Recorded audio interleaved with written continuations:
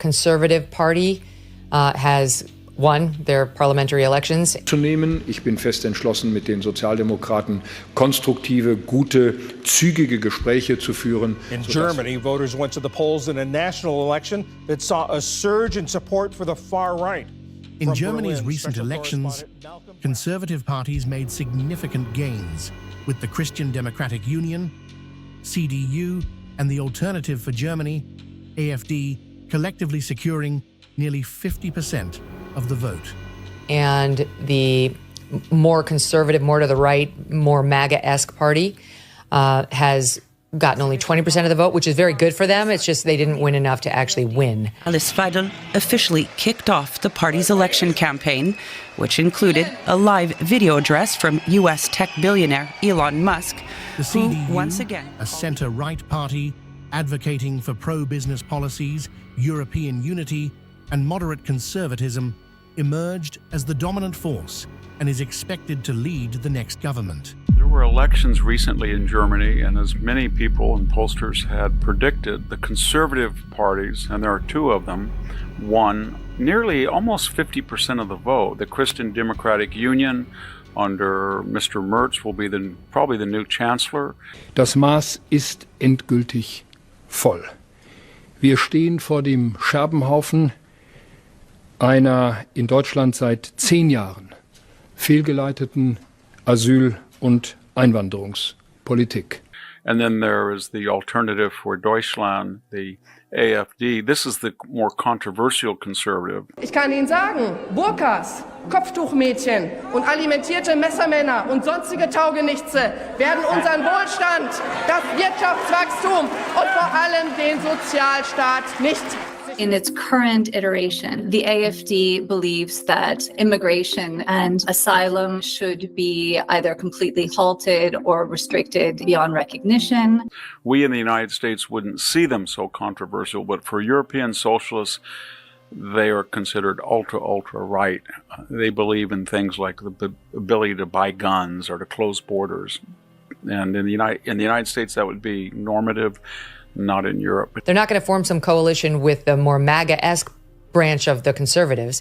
They're going to form a coalition with the more leftist branch, which is unfortunate for our German friends, because that's not what they need. Vice President Vance's speech to the conference has ruffled quite a few feathers in Europe. In Washington, there is a new sheriff in town, and under Donald Trump's leadership, we may disagree with your views, but we will fight to defend your right to offer it in the public square, agree or disagree. The recent German elections have delivered a paradoxical outcome. Two parties have won, yet in vastly different ways. On one side, the center-right Christian Democratic Union, CDU, and its Bavarian sister party, the Christian Social Union, CSU, collectively known as the Union, have secured the most votes. But just behind them, the far-right Alternative for Germany, AfD, has doubled its previous election performance, gaining over 20% of the vote, a historic high for the party. The likely new German Chancellor, Friedrich MZ, who is the leader of this conservative Christian Democratic Union, that's the moderates, gives an interview and says the following: "It's an absolute priority to strengthen Europe as quickly as possible so that we achieve independence from the U.S. step by step. After the latest statements by Donald Trump last week, it is clear that the Americans, in any case, these Americans, this administration, mostly don't care about the fate of Europe one way or another."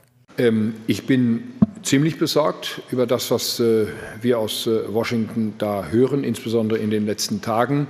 Viele Amerikaner, die den Weg der eigenen Regierung im Augenblick. It is not others to give us the advice to cooperate with these parties which we are not working with for good reasons, especially when looking to the history of our country. In the interest of comedy, my friends, but also in the interest of truth, I will admit that sometimes the loudest voices for censorship have come not from within Europe, but from within my own country.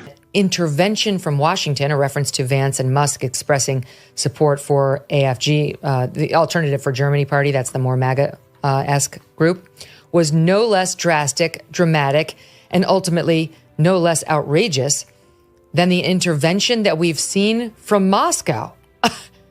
What? Elon Musk has openly endorsed Germany's far-right Alternative for Germany AfD party. In December 2024, he posted on his platform X, formerly Twitter, stating that only the AfD can save Germany, which was met with significant backlash from German politicians who accused him of attempting to interfere in the country's elections. Ich weiß, dass Mark Rutte und Donald Trump auch persönlich ein sehr gutes Verhältnis miteinander haben. Und deswegen hoffe ich und ich gehe heute auch davon aus, dass wir eine Chance haben.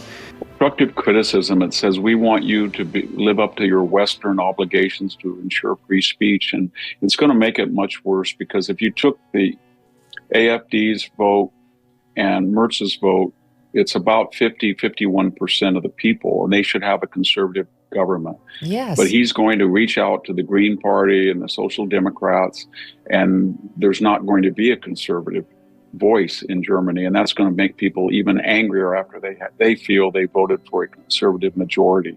So this does not sound like a friend to the United States, and he's offended by the messaging coming out of the United States, which has really been, do your part, Germany. The Social Democratic Party, SPD, which suffered the greatest losses and was effectively rejected by voters, might still retain power. Even though they have about half of the support of all German voters, it's likely that the Alternative for Germany will not be represented. And the seats that will comprise the majority will be made up by either a socialist party or the Green Party, or both. The Free Democratic Party, FDP, another centrist party that was part of the outgoing government, performed so poorly that it lost all its seats. How can such an outcome be possible? The answer lies in Germany's parliamentary system and the increasing fragmentation of its politics. Germany's Bundestag consists of 630 seats, and a majority requires at least 316. However, no single party ever reaches this threshold alone. Coalition building is not just a political necessity, it is the fundamental mechanism of governance. There's a populist nationalist backlash, a counter-revolution to the craziness of Europe. And we know J.D. Vance has outlined that craziness: low fertility, high energy prices, bans against fracking, open borders, disarmament, deindustrialization, etc. But the conservatives will not have a voice under their parliamentary democracy, even though they earned a voice. And that's only going to make them more polarized. Mr. Merz said in a speech that given the trajectory of America under Donald Trump, he's distancing himself, and he doesn't really consider the United States an ally anymore. At least he said Trump's America. My absolute priority will be to strengthen Europe as quickly as possible, so that step by step we can really achieve independence from the United States. Think about that for a second.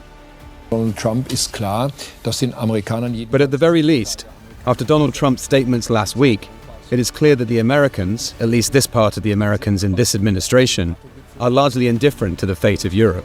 Victor Davis Hanson has a word of caution for Friedrich Merz following these comments. And he better be very careful, Megyn, because his country is running about an $80 billion trade surplus, and it's not based anymore on superior German productivity. They have 4 times the energy costs that we do, and they're not as productive as we are anymore, and yet they're having an $80 billion because they charge 5 to 6% tariffs on all our goods, and we charge either none or 1 or 2%.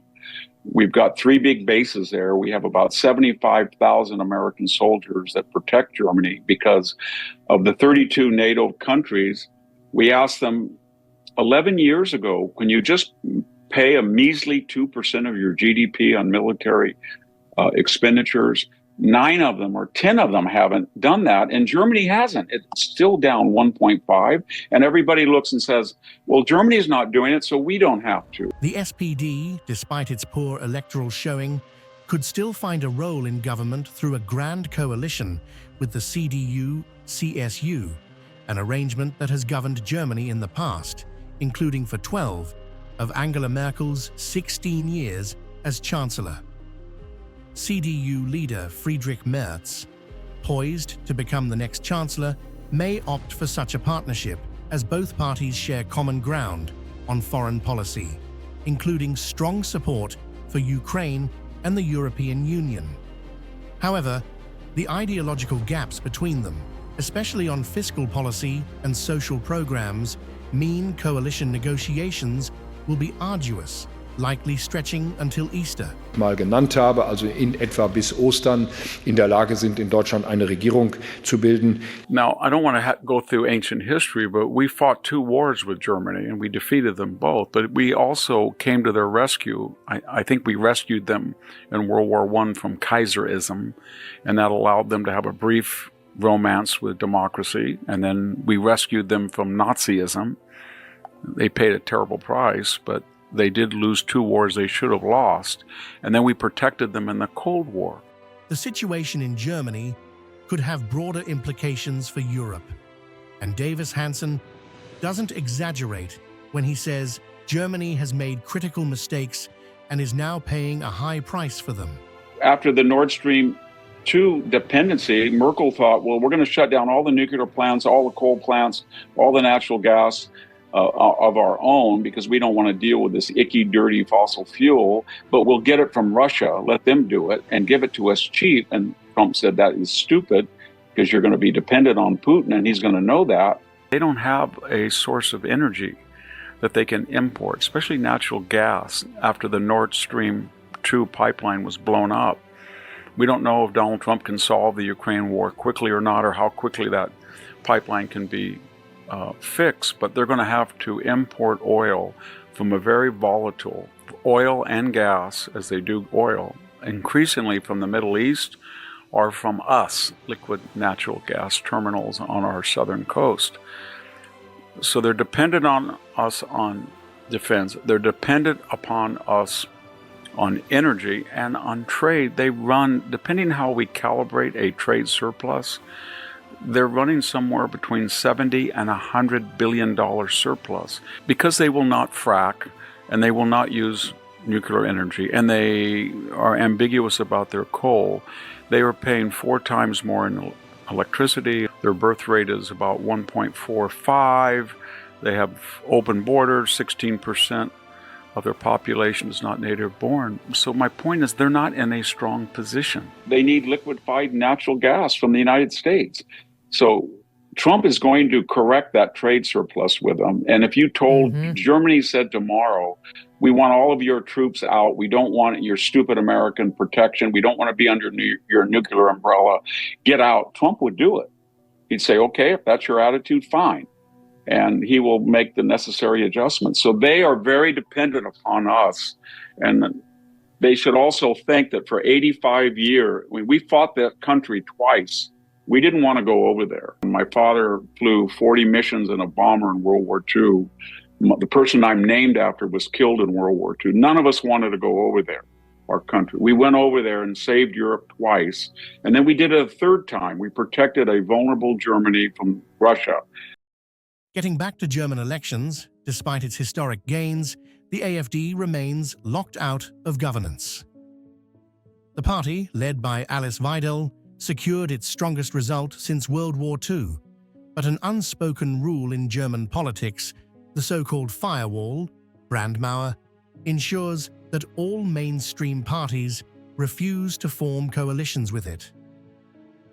The AfD's nationalist rhetoric and controversial policies, such as advocating for mass deportations of foreign-born Germans, even those with citizenship, have cemented its status as a political pariah.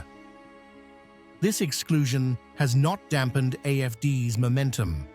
The party's appeal has surged among young voters, making it the 2nd most popular choice for Germans under 30. Vidal has attempted to modernize its image, highlighting her own diverse background. She is openly gay, with a Sri Lankan partner residing in Switzerland. But the party's broader platform remains deeply nationalistic, including plans to dismantle the European Union and restore the Deutsche Mark. All they would have to do is look at the voices of dissent on the conservative side that are calling for cheaper energy, closed borders, freer speech, reindustrializing strong defense, and they're not. Instead, they're blaming the United States. And as I said, when you have 50,000 soldiers protecting them in 40 bases, that should speak volumes. So given the fact that there has been no GDP growth in Germany and all of the other maladies that I mentioned, and the fact that the bulk of foreign aid and military aid that has protected Ukraine has come from the United States, and given the fact that we have soldiers there and we allow them in a mercantile sense to run up a big surplus, don't you think Mr. Merz would say, yes, we have differences with the United States, but it's a strong friend? Or would you expect what he did say, that we were no better or no different than Russia in their relationship to Germany? Economic turmoil has further fueled AfD's rise. Germany, the world's third largest economy, has experienced back-to-back contractions, reminiscent of early 2000s stagnation. AfD capitalized on this crisis, portraying itself as the only party competent enough to manage Germany's economic future. Many young voters, disillusioned with centrist politics, have turned to ideological extremes, either embracing AfD on the right or moving further left. The AfD's growing influence has not gone unnoticed internationally. Last month, Elon Musk made a surprise virtual appearance at an AfD rally, telling supporters that Germany should not be eternally ashamed of its past. Frankly, too much of a focus on past guilt, and we need to move beyond that. It's good to be proud of German culture, German values, and not to lose that. His remarks, suggesting that Germans should take pride in their culture and resist excessive multiculturalism, sparked intense debate. While some saw it as a validation of the AfD's nationalist rhetoric, others viewed it as reckless provocation.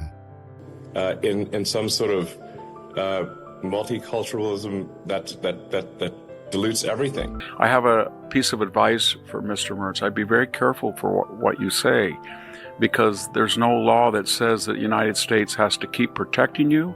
There's no law that says the United States has to keep subsidizing you to the tune of $80 or $90 billion a year.